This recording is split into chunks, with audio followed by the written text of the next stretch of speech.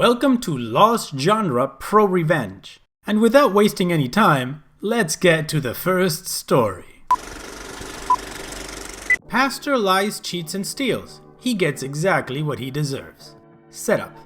I have been a computer technician for more than 15 years. I have worked on all kinds of computers, everything from tiny point-of-sale computers to large rack server computers.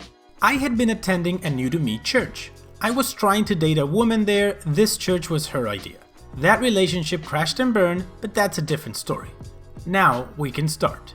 It was about 5 years ago.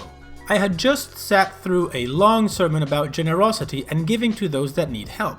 At the end of the sermon, Pastor Bob asked for an additional donation because the church's roof needed repairs, and it would cost $20,000 US. That's right, 20,000 freedom dollars for a new roof. After the service, I'm talking to my date. Pastor Bob walks over to me. I said hi and he introduced himself. We talked a bit and Pastor Bob asked what I do for a living. I tell him I'm a computer tech with a shop. As I'm telling him, I have a feeling he already knows what I do. Pastor Bob asks me to have a look at his laptop. It's being very slow, so I agree. I turn the laptop on and I hear a clicking noise. This clues me in it's probably the hard drive, but I can still access the data. This is a good thing because it means I can probably recover the data. So I tell Pastor Bob the hard drive is dying and it needs to be replaced. I also tell him I can probably recover the data. Pastor Bob asked how much it would cost to fix. I tell him for most people I would charge around $250. However, I feel I can donate my time, so I would just need $60 for a new hard drive. Pastor Bob agrees, so I write up an invoice. New hard drive, $60. Labor, 0. Data recovery, 0. And 2 to 4 days for repair. Pastor Bob signed the invoice, thus I take the laptop to my shop. I open the laptop. HP, why do you use so many screws and clips? I get the hard drive out and connect it to my recovery rig.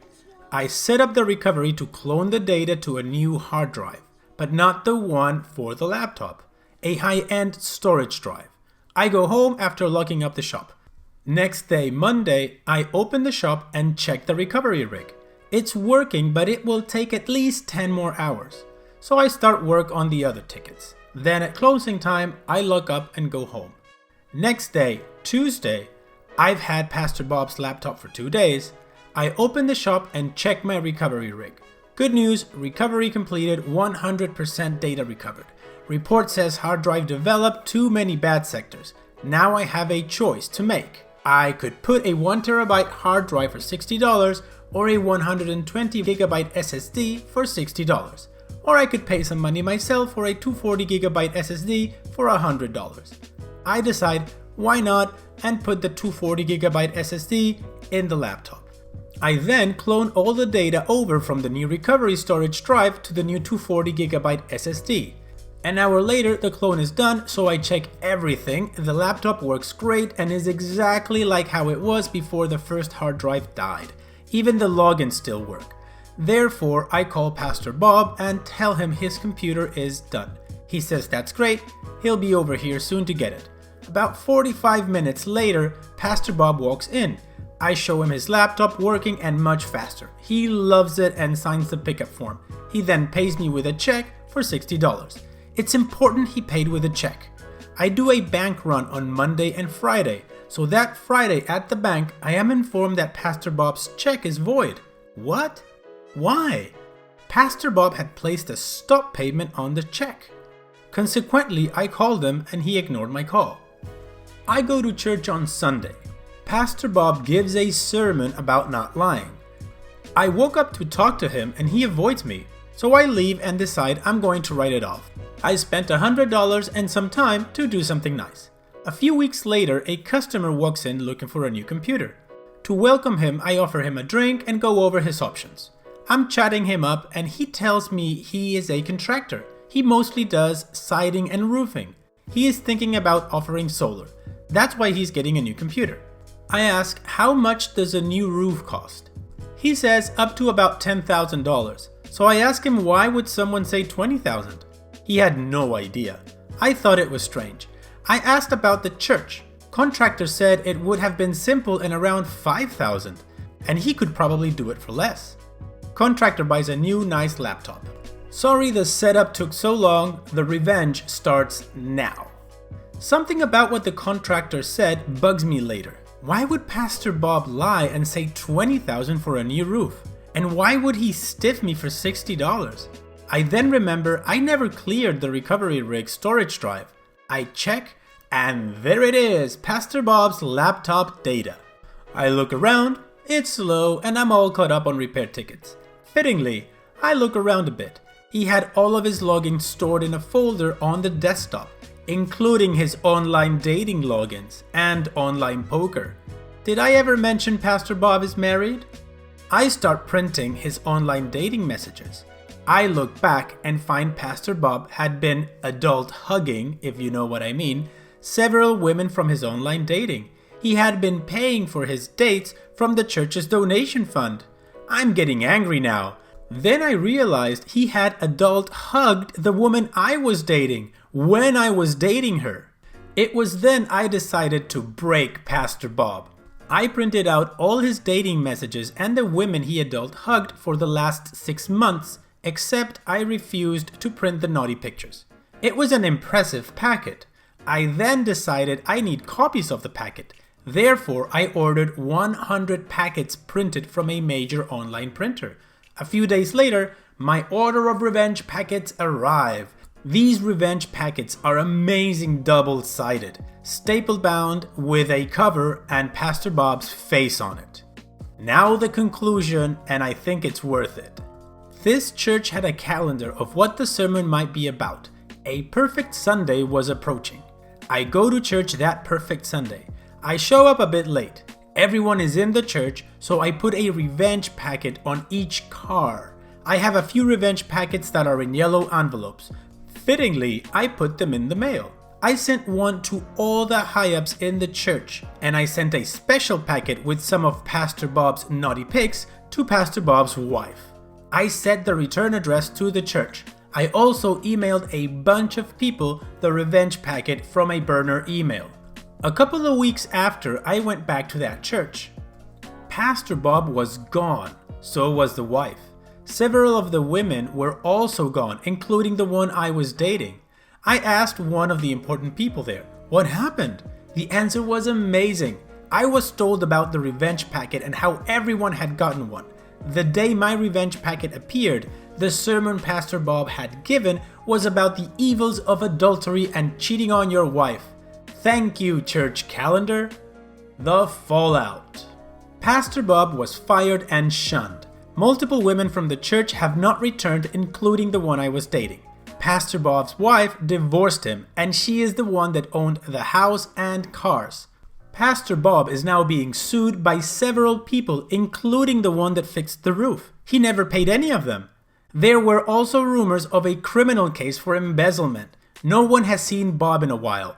The church might close if they can't find a new pastor, but the church's money is very low. Apparently, he had also spent over $30,000 on online gambling. I have no idea where Bob is now. I would think still in jail.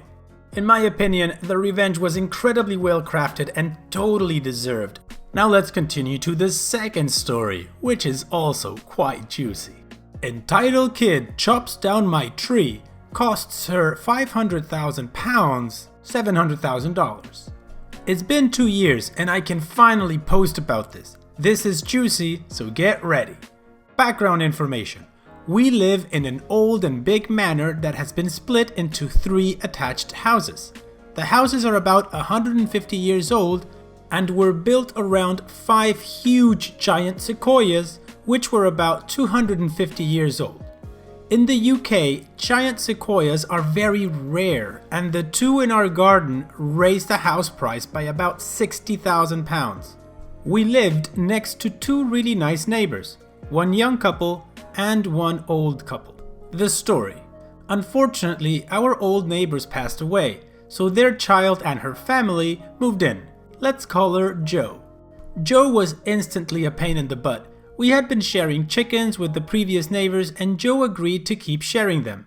However, on her nights, she would constantly forget to put them away, so we would have to check them every night anyway. One night, her little brats thought it would be funny to open our personal duck pen in the night, which led to a mass slaughter. Later, the chickens went the same way. About 2 years ago, there was a storm, and one of her sequoias somehow fell over and died.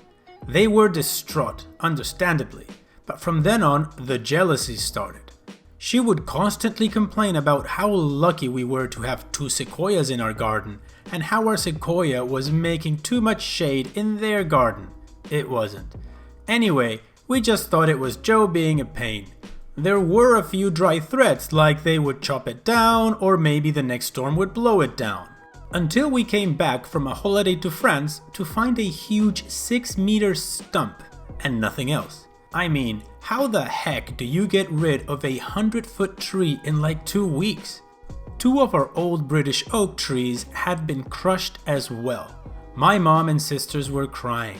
My dad was red in the face, and we had no evidence Joe did it. She claimed that there had been a storm and she had to get rid of it.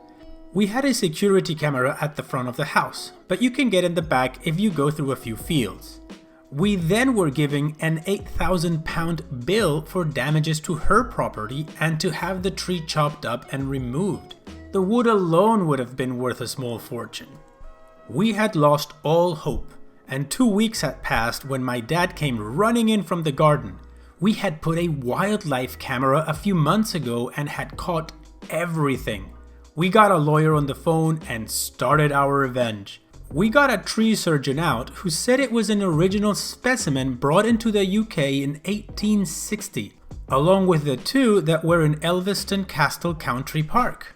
There were 218 around the UK, but only 60 now. He also told us to call out an engineer because the root might be in the foundation, so when they rot, it could damage the house. Turns out we would need to redo the foundations. Then we took Joe to court and sued them for damage to property, trespassing, and emotional damage. The tree would cost $250,000 to have another sequoia that was 250 years put in and looked after. It's basically impossible. Plus the damage to the foundation, which was $200,000, and the 2 oak trees, which were another $25,000. So with the emotional damages, it went to about £500,000, $700,000. They had to move out. And we have now paid off the mortgage, done a lovely loft and kitchen conversion, and have basically done up the house and garden, as well as plant a 60-year-old sequoia tree in the back garden. We also had our kitchen counter and table made from the old sequoia. We now have a lovely family living next to us who we share chickens, ducks, and pygmy goats with. They're very nice and I make a fortune babysitting their kids. Sorry for the essay. Edit. Many of you wanted to hear about the court case, but she didn't stand a chance, and as soon as we revealed the footage to her and her lawyer, she gave up. The people who cut the tree down gave us the countertops for free as a sorry. They were truly sorry. The neighbors had a second home, so they just sold the house and moved back to their smaller one. We feel bad for the old neighbors, but we do visit their graves because they were like family. I can't show the footage of the wildlife camera. Sorry. And that is what jealousy and being a jerk can get you. A £500,000 bill. Whoa, that must have hurt. And that's the end for this video. I hope you enjoyed the stories and I hope you like this video, so go ahead and click like. And don't forget to subscribe to get more stories.